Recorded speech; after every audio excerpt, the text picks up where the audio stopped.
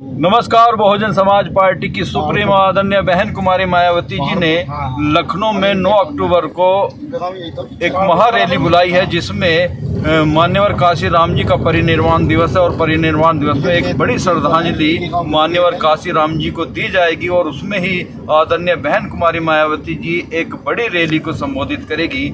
उसी की तैयारी के लिए आज बहुजन समाज पार्टी जिला मेरठ की टीम हस्तिनापुर विधानसभा के लिए जा रही है और वहां पर लोगों को संबोधित करेगी और उस रैली में जाने के लिए ले जाने के लिए लोगों को तैयार करेगी।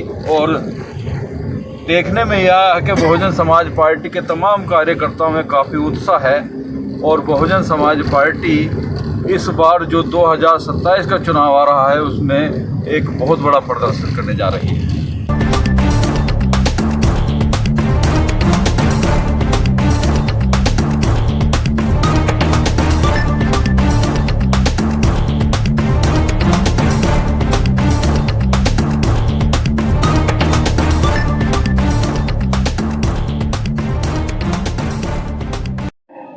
आप सबके बीच में हमारा जिले का प्रतिनिधिमंडल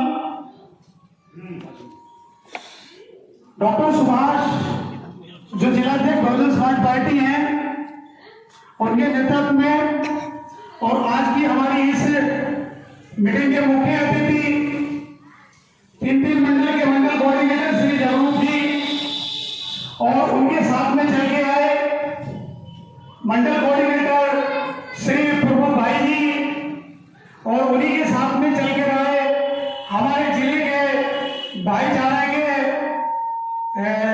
बाबूराम जी आपके बीच में, उन्हीं के साथ में हमारे कार्यकारी सदस्य प्रमोद विमल जी और फलावदा से चल के आए पूर्व विधानसभा अध्यक्ष राकेश फलावदा जी और उन्हीं के साथ चल के आए हमारे जिला सचिव राजकुमार दूधली जी और हमारे जिले के जिला प्रभारी हेमंत प्रधान जी और हमारे विधानसभा के प्रभारी कुलदीप गुर्जर जी हमारे बीच में हैं और हमारे प्रमोद घोड़ली जी आपके बीच में हैं और पूर्व जिला अध्यक्ष अश्वनी जी वचनों से विधानसभा का मार्गदर्शन करें और मैं आप लोगों से विनती करता हूं कि तालियों में गड़गड़ाहट के साथ उनका स्वागत किया जाए।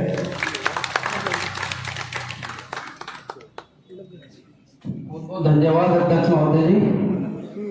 सबसे पहले हमारे समाज में जन्मे संतों महापुरुषों सभी को नमन करते हुए और बाबा साहब और माननीय काशी राम जी को अपनी श्रद्धा से अर्पित करते हुए सभी को मैं जय भीम करता हूँ और मेरे सामने बैठे बुजुर्ग सम्मानित साथियों, मैं आपका भी हार्दिक अभिनंदन करता हूँ और सम्मानित मंच जिसमें आज की इस 1 दिवसीय कार्यकर्ता सम्मेलन में आज के अध्यक्ष डॉक्टर सुभाष प्रधान जी कर रहे हैं और जो हमारे मुख्य अतिथि हैं जगरूप जी हैं और प्रमोद कुमार जी हैं। इसी के साथ हमारे चेयरमैन साहब हैं, ये हमारे आज के मुख्य अतिथि हैं और हमारे साथ छत्तीसगढ़ जिला अध्यक्ष हैं अश्वनी जाटव जी, ब्रह्मदास बोध जी जो महासचिव हैं, कुलदीप गुर्जर जी जो इस विधानसभा के हमारे प्रभारी हैं और उसी के साथ में हेमंत प्रधान जी हैं, राजकुमार दूधली जी हैं, प्रमोद विमल जी हैं, चंद्र प्रकाश जी हैं। चंद्र प्रकाश जी मेरे साथ भाईचारा देख रहे हैं जिले में। उसके बाद में राकेश फलावदा जी हैं, भूपेंद्र एडवोकेट जी हैं, निजाम मलिक जी हैं, विमल कुमार जी हैं, उमेश कुमार सिद्धार्थ जी हैं, तुनेश मास्टर जी, देव सिंह जी और आज की इस विधानसभा के अध्यक्ष ब्रजपाल गोदी जी, सबका मैं धन्यवाद करता हूँ। इतना अच्छा प्रोग्राम आपने यहाँ लगाया, सभी को शुभकामनाएं और मेरी तरफ से बहुत बहुत धन्यवाद। आज की जो मीटिंग है सम्मानित साथियों और मेरे बुजुर्ग साथियों, मैं आपसे कहना चाहता हूँ जब ये मीटिंग हो रही है, ये रैली के लिए आपको बताया जा रहा है कि बहुत दिन से बैठे रैली की है तो लोगों की बहुत बड़ी समस्या थी कि बहन जी तो निकल नहीं है, बहन जी तो कुछ कह नहीं है, तो वो सब चीज दूर करते हुए बहन जी ने आने वाली 9 अक्टूबर को ये रैली नहीं रैली का आयोजन किया गया जिससे विरोधियों के कान के पर्दे फट जाएंगे। सम्मानित साथियों, जो लोग ये कह रहे थे ना कि बहन जी तो बोलती नहीं है, बहन जी निकलती नहीं है, ऐसा होता है जब कोई दिक्कत होती है पढ़ने वाले में तो आदमी को चुप रहने में थोड़ा फायदा होता है। पता नहीं समस्या सबको होती है, भाई मेरे परिवार में बहुत बड़ा बहन जी का तो पूरा देश है तो पता नहीं कितनी समस्या रही होंगी, लेकिन अब वो वक्त आ गया है कि इस बार 9 अक्टूबर को आदरणीय माननीय काशी राम जी का परिनिर्वाण दिवस मनाएंगे और ऐसा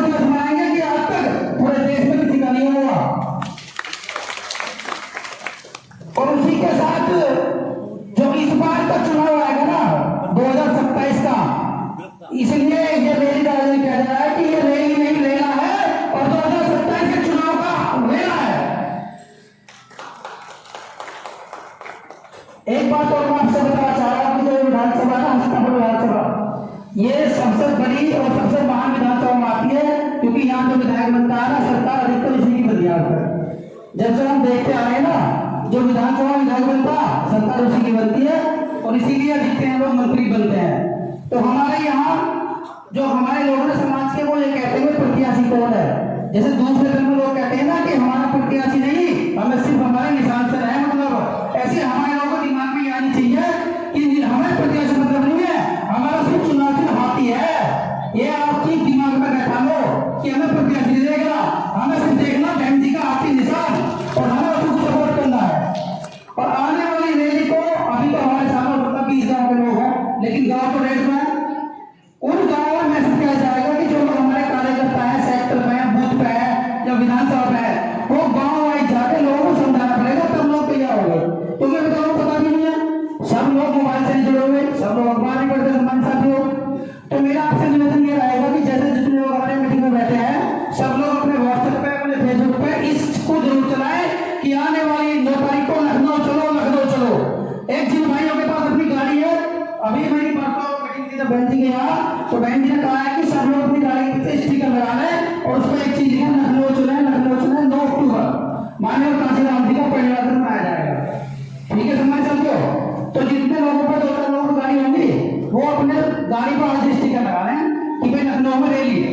और दूसरी बात यह है कि अपने व्हाट्सएप पे 9 अक्टूबर का स्टिकर लगा लें, जो प्राइवेट फोटो होता है, प्रोफाइल फोटो, वो अपना फोटो हटा के या फोटो के साथ अच्छा लगा करके उसका रैली का नाम है कि 9 अक्टूबर लखनऊ चलो रैली।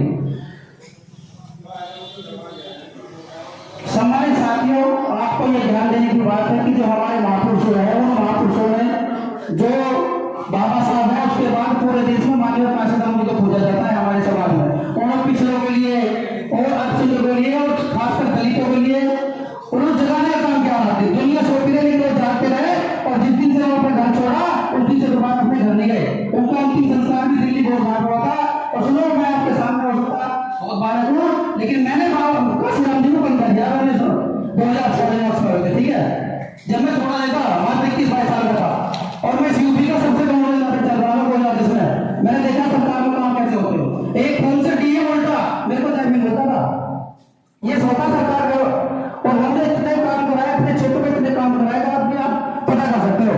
और जो क्षेत्र में थे लोग, जो क्षेत्र में नहीं थे उनमें भी। तो सम्मानित साथियों, आज आपको ये प्रेरणा लेनी है कि हमें 9 तारीख को ज्यादा से ज्यादा लोगों को लेके जाना है और इस बार लखनऊ को चक्का जाम कर देना है और लखनऊ में ही विरोधी पार्टियों के यहाँ पे और काम दोनों बंद हो जाएंगे। इसी के साथ जय भीम, जय भारत, जय खुदा हाफिज। वचनों से विधानसभा का मार्गदर्शन करें और मैं आप लोगों से विनती करता हूं कि तालियों में गड़गड़ाहट के साथ उनका स्वागत किया जाए।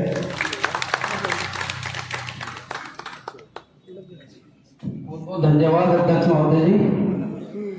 सबसे पहले हमारे समाज में जन्मे संतों, महापुरुषों सभी को नमन करते हुए और बाबा साहब और माननीय काशीराम जी को अपनी श्रद्धा से नमस्कृत करते हुए सभी को मैं जय भीम करता हूँ। और मेरे सामने बैठे बुजुर्ग सम्मानित साथियों, मैं आपका भी हार्दिक अभिनंदन करता हूँ। और सम्मानित मंच जिसमें आज की इस 1 दिवसीय कार्यकर्ता सम्मेलन में आज के अध्यक्ष डॉक्टर सुभाष प्रधान जी कर रहे हैं और जो हमारे मुख्य अतिथि हैं जगरूप जी हैं और प्रमोद कुमार जी हैं। इसी के साथ हमारे चेयरमैन साहब हैं, हमारे आज के मुख्य अतिथि हैं। और हमारे साथ पूर्व अध्यक्ष हैं अश्विनी जाटव जी, ब्रह्मदास बोध जी जो महासचिव हैं, कुलदीप भूजल जी जो इस विधानसभा के हमारे प्रभारी हैं, और उसी के साथ में हेमंत प्रधान जी हैं, राजकुमार दूधली जी हैं, प्रमोद विमल जी हैं, चंद्र प्रकाश जी हैं। चंद्र प्रकाश जी मेरे साथ भाईचारा देख रहे हैं दिल्ली में। उसके बाद में राकेश फलावता जी हैं, भूपेंद्र एडवोकेट जी हैं, मिर्जा मलिक जी हैं, विमल कुमार जी हैं, उमेश कुमार सिद्धार्थ जी हैं, तुरेश मास्टर जी, देव सिंह जी और आज की इस विधानसभा के अध्यक्ष ब्रजपाल गोदी जी, सबका मैं धन्यवाद करता हूँ। इतना अच्छा प्रोग्राम आपने यहाँ लगाया, सभी को शुभकामनाएं और मेरी तरफ से बहुत बहुत धन्यवाद। आज की जो मीटिंग है सम्मानित साथियों और मेरे बुजुर्ग साथियों, मैं आपसे कहना चाहता हूँ, जब ये मीटिंग हो रही है, ये रैली के लिए आपको बताया जा रहा है कि बहुत दिन से बहन जी रैली नहीं की है, तो लोगों की बहुत बड़ी समस्या थी कि बहन जी तो निकलनी नहीं है, बहन जी तो कुछ कहेंगी नहीं है। तो वो सब चीज दूर करते हुए बहन जी ने आने वाली 9 अक्टूबर को ये रैली नहीं, रैली का आयोजन किया गया है, जिससे विरोधियों के कान के पर्दे फट जाएंगे। सम्मानित साथियों,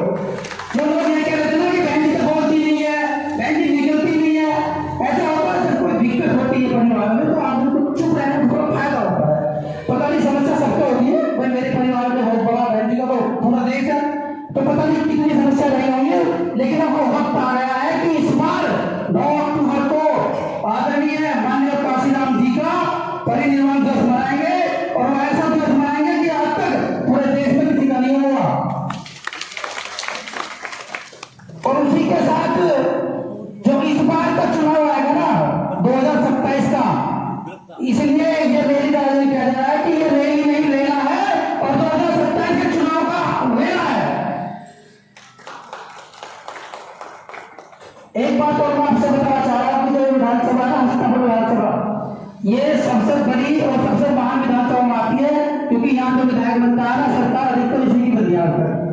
जब से हम देखते आ रहे हैं ना, जो विधानसभा विधायक बनता सरकार उसी की बनती है, और इसीलिए अधिकतर लोग मंत्री बनते हैं। तो हमारे यहाँ जो हमारे लोगों समाज के वो ये कहते हैं प्रत्याशी कौन है, जैसे दूसरे धर्म में लोग कहते हैं ना कि हमारा प्रत्याशी नहीं, हमें सिर्फ हमारे निशान से रहे, मतलब ऐसे हमारे लोगों को दिमाग में आनी चाहिए कि हमें प्रत्याशी मतलब नहीं है, हमारा सिर्फ चुनाव की हाथी है। ये आप चीज दिमाग में बैठा लो कि हमें प्रत्याशी नहीं देगा, हमें सिर्फ देखना बहन जी का हाथी निशान और हमें उसको सपोर्ट करना है। और आने वाली रैली को अभी तो हमारे सामने मतलब 20 गाँव के लोग हैं, लेकिन गाँव तो रेट में उन गाँवों में मैसेज किया जाएगा कि जो लोग हमारे कार्यकर्ता है, सेक्टर पे है, बूथ पे है या विधानसभा पे है, वो गाँव वाइज जाके लोगों को समझाना पड़ेगा, तब लोग तैयार हो गए। तुम्हें बताओ पता भी नहीं है, सब लोग मोबाइल से नहीं जुड़े हुए, सब लोग अखबार नहीं पढ़ते सम्मान साथियों। तो मेरा आपसे निवेदन ये रहेगा कि जैसे जितने लोग हमारे मीटिंग में बैठे हैं, सब लोग अपने व्हाट्सएप पे, अपने फेसबुक पे इसको जरूर चलाएं कि आने वाली 9 तारीख को लखनऊ चलो, लखनऊ चलो। एक जिन भाइयों के पास अपनी गाड़ी है, अभी मेरी बात मीटिंग थी बहन जी के यहाँ, तो बहन जी ने कहा है कि सब लोग अपनी गाड़ी के पीछे स्टिकर लगा लें और उसको एक चीज लिखा, लखनऊ चले, लखनऊ चले 9 अक्टूबर माननीय काशीराम जी का परिनिर्वाण मनाया जाएगा। ठीक है सम्मान साथियों। तो जितने लोगों पर 2 लोगों की गाड़ी होंगी, वो अपने गाड़ी पर आज स्टिकर लगा लें कि भाई लखनऊ में रैली है। और दूसरी बात यह है कि अपने व्हाट्सएप पे 9 अक्टूबर का स्टिकर लगा लें, जो प्राइवेट फोटो होता है, प्रोफाइल फोटो, वो अपना फोटो हटा के या फोटो के साथ अच्छा लगा करके उसका रैली का डाल दें कि 9 अक्टूबर लखनऊ चलो रैली। सम्मानित साथियों, आपको ये ध्यान देने की बात है कि जो हमारे महापुरुष है, उन महापुरुषों में जो बाबा साहब है, उसके बाद पूरे देश में माननीय काशीराम जी को पूजा जाता है हमारे समाज में। उन पिछड़ों के लिए और अक्षरों के लिए और खासकर दलितों के लिए उन्होंने जगाने का काम किया। दुनिया सोती रही, लोग जागते रहे, और जिस दिन से वो अपना घर छोड़ा उस दिन से दोबारा अपने घर नहीं गए। उनका अंतिम संस्कार भी दिल्ली बहुत भाग हुआ था। और सुनो, मैं आपके सामने हो सकता बहुत बार हूँ, लेकिन मैंने काशीराम जी को बंद कर दिया। मैंने 2014 में, ठीक है, जब मैं थोड़ा देखा मात्र 21-22 साल का था, और मैं यूपी का सबसे कम चल रहा हूँ, जिसमें मैंने देखा सरकार में काम कैसे होते हो। एक फोन से डीएम उल्टा मेरे को टाइम मिलता था, ये छोटा सरकार का, और हमने इतने काम कराए, अपने क्षेत्र में इतने काम कराए, आप भी आप पता कर सकते हो। और जो क्षेत्र में थे लोग, जो क्षेत्र में नहीं थे उनमें भी। तो सम्मानित साथियों, आज आपको ये प्रेरणा लेनी है कि हमें 9 तारीख को ज्यादा से ज्यादा लोगों को लेके जाना है, और इस बार लखनऊ को चक्का जाम कर देना है, और लखनऊ में ही विरोधी पार्टियों के यहाँ पे और काम दोनों बंद हो जाएंगे। इसी के साथ जय भीम, जय भारत, जय खुदा हाफिज। समाज से हैं और जिले का नेतृत्व भी कर चुके हैं, काफी एक्सपीरियंस है, और लगभग 30 से 35 उन्हीं के साथ साथ आरक्षण के जनक छत्रपति शिवाजी महाराज के चरणों में नमन करते हुए, उन्हीं के साथ साथ अंधविश्वास और पाखंड का विरोध करने वाले नारायण गुरु जी के चरणों में नमन करते हुए, उन्हीं के साथ साथ एक अच्छा संविधान, वोट का अधिकार देने वाले बोधिसत्व बाबा भीमराव अम्बेडकर जी के चरणों में नमन करते हुए, और उससे भी ज्यादा जो कार्यकर्ता हैं, जो लड़ता है कार्यकर्ता बूथ पर, हमारे बुजुर्ग, हमारी माताएं, हमारी बहनें, हमारा एक नौजवान साथी जो लड़ता है, मरता है, पूरी 5 साल के लिए दुश्मनी मोल लेता है, इनसे भी ज्यादा वो इस जो मूवमेंट है, जो माननीय काशीराम साहब और बाबा साहब ने जो इस देश को बदलने के लिए, इस देश को परिवर्तन के लिए, जिसकी यादगार परिवर्तन चौक लखनऊ में बहन जी ने बनाया था, क्योंकि इस देश में सब कुछ सही नहीं था साथियों। हम लोग गुलामों के भी गुलाम थे, जातियां नहीं थी शुरुआत में, तो वर्ण व्यवस्था थी, और वर्ण व्यवस्था में चाहे वो पाल हो, प्रजापति हो, सैनी, जाट जाट और गुजर, तमाम सब लोग शूद्र की श्रेणी में आते थे। तो हम सब लोग शूद्र थे, अछूत थे। हमारे हाथ का छुआ हुआ हो, चाहे हमारे से सेवा तो करवाते थे हमारे से, लेकिन हमारे हाथ का छुआ नहीं खाते थे, उनके हम घाट पर नहीं बैठ सकते थे। मुझे याद है मैं छोटा सा था, अपनी माँ के साथ एक कोटा गांव में बुलंदशहर में गया था। तो वहाँ ब्राह्मण समाज के, हालांकि अब सब समाज की हमारी पार्टी है, लेकिन कुछ उस समय प्रधान जी हुआ करते थे। तो हमारे मामा एक बार उनके खा के, तो मैं भी पीछे पीछे चला गया। तो मामा जी दरवाजे पे खड़े होकर बात कर रहे थे उनसे। तो वो तो बात जब तक मेरी समझ में आई नहीं, मेरी बाद में समझ में आई जब मैंने बहुजन समाज पार्टी की उनकी, तब मुझे वो बात याद आई कि मामा हमारे घर में नहीं घुसे थे, उनके घर के दरवाजे से बाहर ही बात कर रहे थे। वो बात तब मेरी समझ में नहीं आई थी। तो साथियों, ये हमारे बुजुर्गों ने बहुत अपमान सहा। कोटि कोटि धन्य है बाबा साहब डॉक्टर भीमराव अम्बेडकर, जो इस देश में जन्म लिया।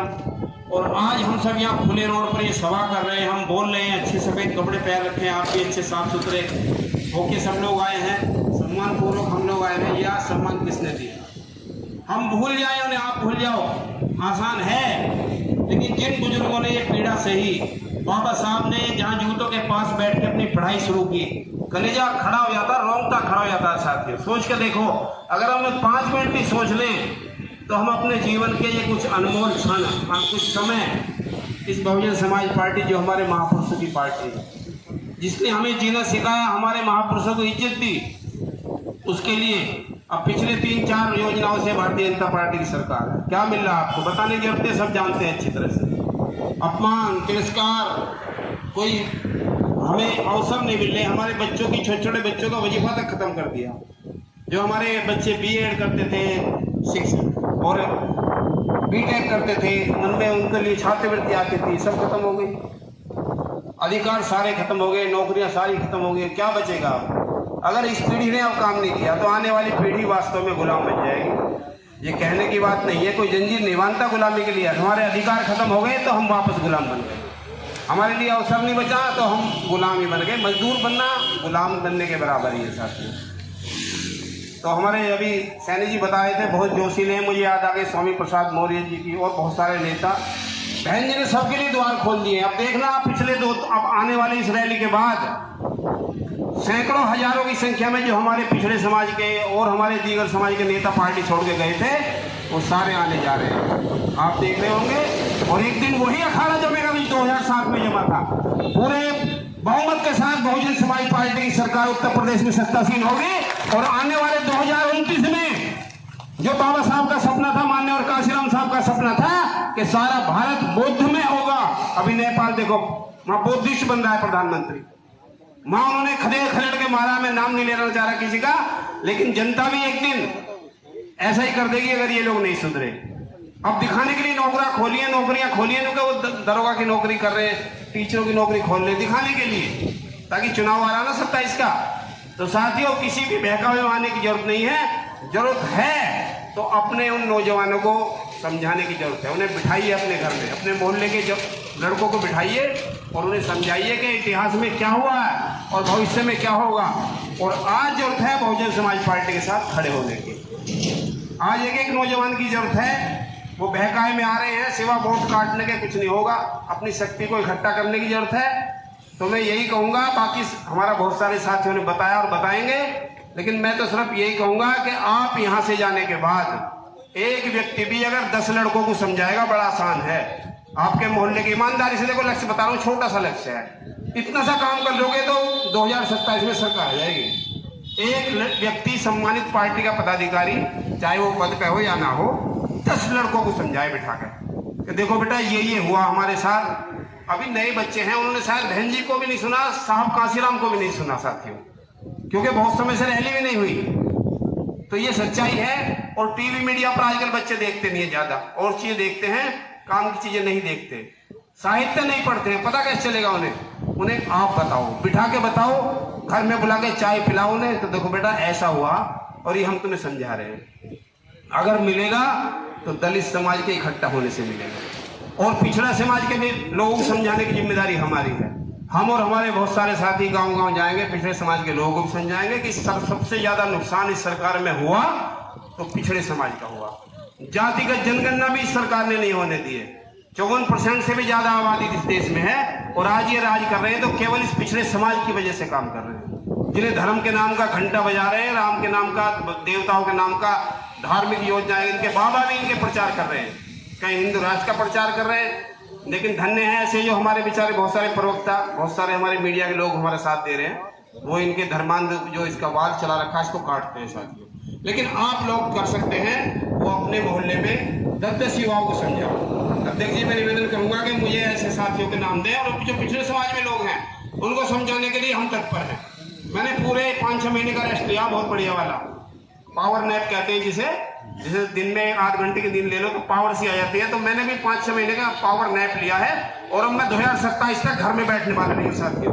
जहां आप मुझे बुलाओगे पिछड़े समाज में, चाहे पाल हो, प्रजापति हो, सैनी हो, सैनो, कश्यप हो, सैन साहब बैठे हमारे और बहुत सारे साथी आएंगे, बड़े बड़े नेता भी आएंगे। तो साथियों मैं आपसे पुनः यही निवेदन करूंगा अपनी बात खत्म करते हुए कि हसनापुर ऐतिहासिक है, इतिहास तुम्हें बनाना है, शुरुआत तुम करोगे, सत्ता पूरे प्रदेश में बनेगी। तो ये नौजवानों के लिए ये बात कहूंगा कि अपनी जमीन अपना आकाश पैदा करो, अपने हर कदम में एक विश्वास पैदा करो और यदि चाहते हो अपने महापुरुषों का सपनों का भारत बनाना तो हसनापुर से ही एक नया इतिहास पैदा करो। जय भीम, जय भारत, जय खुदा, खुदा हाफिज, धन्यवाद।